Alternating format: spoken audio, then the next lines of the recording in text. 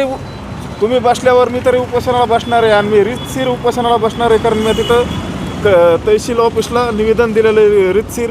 मी तरी माझ्या बायकोचं कुकू बसलं आहे. मी उन्हात जर बसलो जोपर्यंत मराठ्याला EWS आरक्षण भेटत नाही तोपर्यंत मी उठणार नाही. बीडच्या बसस्थानकमधून ह्याच्यामुळे बोलतोय. मी तर एकटाच आहे नाही. तर मला काही समाजातले कंटक मला म्हणतात की तू शेतातून बाईट देतो, ऊसातून बाईट देतो, तुझ्यात दम नाही. अरे माझ्यात दम आहे ना. आणि 96 कोळी मराठा आहे मी आणि एका बापाची अवलाद आहे. त्याच्यामुळे इथून बसस्थानकमधून एकटा बाईट देतो ना. माझ्या पाठीमागे आहे का कोणी? एक सुद्धा नाही. आणि तुमच्यात जर खरं तुम्ही जे माझ्यावर कमेंट करतात ना समाजातले काही कंटक, तुम्ही जर खरं एका बापाची अवलाद असतान तर तुम्ही तिथं मनोज जरांगेला जाऊन प्रश्न विचारा. तुमच्याकडं अचानक तुमच्या प्रॉपर्टीमध्ये वाढ कसं काय झाली? पांडुरंग तारकने 49 एकर जमीन कशी घेतली? गंगाधर काळकुटेने चंदननगरला 7 गुंठे जागा कशी घेतली? स्वप्नील तारकने 1.5 कोटीत 6 एकर जमीन घेतली कशी?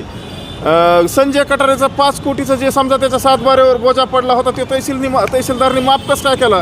कारण सर्वसामान्यावर जर त्याचं ट्रॅक्टर धरलं त्याच्यावर सरकार NPD पोलीस हे कानून कायदा NPDचं त्याच्यावर गुन्हा टाकून 1 वर्ष त्याला आहे का NPD कायदे अंतर्गत 1 वर्ष जेलमध्ये टाकतात. अरे मग संजय कटारेचं 5 कोटीचं जे बोजा पडला 7 बारेवर, ह्यांच्या वावरात जे वाळूचा स्टॉक होता त्याच्यावर बोजा पडला तो माफ कसं काय होतोय? जेवढी चोट्टी टीम आहे त्या चोट्ट्या टीमचा, माझा आणि मनोज जरांगेचा SIT चौकशी आणि नार्को टेस्ट होण्यात यावी. आणि जे अजय महाराज बारसकरने EDला ते पत्र दिलेलं आहे की निवेदन दिलं हे ह्या चोट्ट्या टीमची ED मार्फत चौकशी होत प्रॉपर्टीची. ह्या सुद्धा प्रॉपर्टीच्या आहे का चौकशी यांची 100% व्हायला पाहिजे. माझी प्रकाश दादा सोळंके, संदीप भैया क्षीरसागर आणि बजरंग बाप्पा सोनवणे ह्या लोकप्रतिनिधीला, हे बीड जिल्ह्यातले लोकप्रतिनिधी, एक खासदार आणि 2 आमदार, ह्यांना माझा आहे का ओपन चॅलेंज आहे. तुम्हाला आहे का इथून पुढं कधीच गुलाल लागणार नाही. मी तर एकटा आहे आणि तुम्हाला काय माझ्या संग खेटायचं आहे ते खेटा. मी ओपन फिरतो कुठं बी. आज बी बीडमध्ये, उद्या बी कुठं बी भेटेन तुम्हाला. तुमचे काय कार्यकर्ते असतील, तुमच्या काय शक्ती असतील, तुमचे काय पक्ष असतील, काय तुमच्या जे तुमच्या यंत्रणा आहेत ते हलवा आणि अमोल खुनेला जेलमध्ये टाकायचा प्रयत्न करा. मी तुम्हाला आहे का, तुम्ही एक तर लय मोठी चूक केली.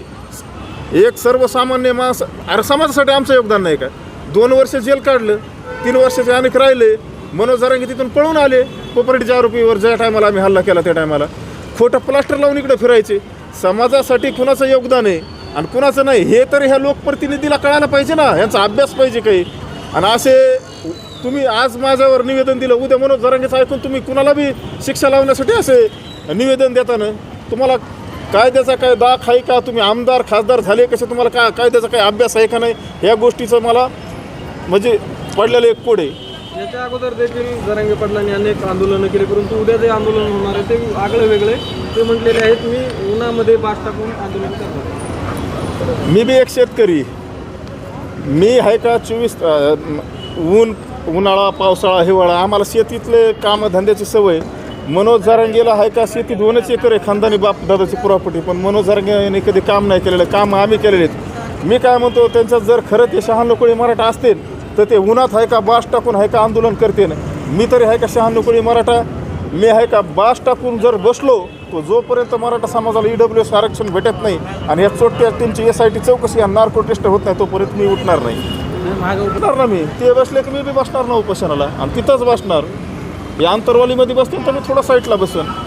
आणि 100 मागणी माझी एवढीच राहणार. गंगाधर काळकुटे असन, आपलं पांडुरंग तारक, स्वप्नील तारक, भद्री तारक, दादा घाडगे, तो आपले सुदाम मुकणे, किशोर मरकड आणि पुन्हा संजय कटारे, हे जेवढी टीम असेल ही एवढ्या टीमची SIT चौकशी आणि नार्को टेस्ट होण्यात यावी आणि माझीसुद्धा होण्यात यावी. मी जर ह्यांची सुपारी घेतली असली तर ती शिक्षा भोगायला मी तयार आहे. आणि जर हे चोट्टी टीम ह्याच्यात गटली तर ह्या चोट्ट्या टीमला आहे का समाजाने आहे का दगडाने ठेसून आहे का ह्यांचं शिवाजी पुतळ्यापाशी आहे का छत्रपती शिवाजी महाराजाच्या पुतळ्यापाशी साड्या घालून ह्यांना आहे का ह्याची झिंडा काढण्यात यावी. पुढील दिशा काय राहणार? पुढली दिशा मी उपोषणाला बसणारच आहे ना. माझी मागणी तेवढीच आहे की माझ्या मराठा समाजाचे EWS आरक्षण गेलं, त्या आरक्षणाच्या मागणीसाठी मी बसणार आणि ह्या छोट्या टीमची SIT आणि नार्को टेस्ट लागण्यात यावी. या 2च मागण्यात माझ्या. की एकतर आमच्या मागण्या पूर्ण नाही झाल्या. अहो तुमचे 9 उपोषण झाले, गेलो तर तुझा आणि आलो तर समाजाचा कुठपासून तयार आहे. हे डायलॉग कवर खाणायचे. 9-10 उपोषण झाले तुमचे. आत्तापर्यंत तुमच्या हैदराबाद गॅजेटचं अंमलबजावणी झाली. 308 कुण विसरपट्टी तिकीट निघले फक्त किती 308. आणि मग समाज घुसन कसा? समाजाला ज्या आरक्षणात लाभ होता ते आज आरक्षण गेलं ना. एवढं सुंदर आरक्षण होतं. आज तरुण पिढीला कळून जून महिना लागल्यावर हे त्या आरक्षणाचं महत्त्व काय आहे ते. कुणबी प्रमाणपत्राचा फायदा फक्त कुणाला झाला माहिती का? ज्यांना जिल्हा परिषद लढायची, पंचायत समिती लढायची, जे ग्रामपंचायत लढायची, नगरसेवक व्हायचे, अशा लोकांचा फायदा झाला. ह्याने पैसे देऊन खोटे कुणबी दाखले काढून एकाने एक तर क्रिचन आहे पुण्याला नगरसेवक का काय झालं, त्याने मराठा कुणबी सर्प तिकीट काढून नगरसेवक झाला आहे ते. मग हे आहे का पैसे देऊन आहे का? हे फक्त जे समजा मोठाले लोक त्यांना फक्त राजकारणासाठी ह्याने उपयोग केला ह्याच्यात गोरगरीब सर्वसामान्य मराठ्याचा काहीही फायदा नाही, तीळ मात्र सुद्धा फायदा नाही.